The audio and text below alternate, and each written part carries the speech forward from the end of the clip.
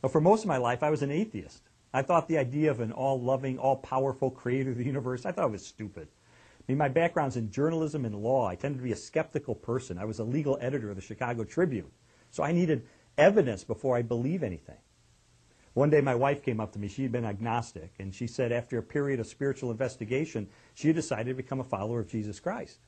And I thought, you know, this is the worst possible news I could get. I thought she was going to turn into some sexually repressed prude who was going to spend all of her time serving the poor in Skid Row somewhere. I thought this was the end of our marriage.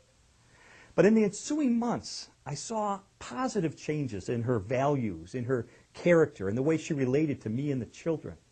It was winsome, and it was attractive, and it made me want to check things out. So I went to church one day, mainly to try to see if I could get her out of this cult that she's gotten involved in.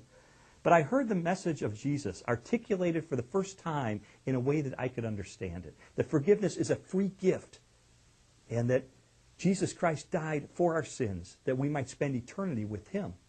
And I walked out saying, I was still an atheist, but also saying, if this is true, this has huge implications for my life. And so I used my journalism training and legal training to begin an investigation into whether there was any credibility to Christianity or to any other world faith system for that matter. I did that for 1 year and 9 months until November the 8th of 1981.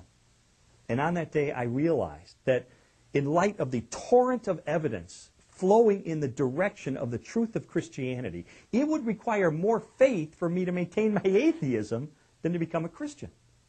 Because to be an atheist, I would have to swim upstream against this torrent of evidence pointing toward the truth of Jesus Christ. And I couldn't do that.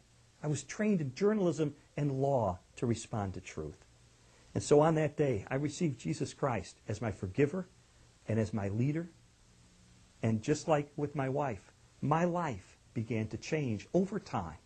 My values, my character, the purpose of my life began to be transformed over time in a way that, as I look back, I can't imagine staying on the path I was on compared to the adventure and the fulfillment and the joy of following Jesus Christ.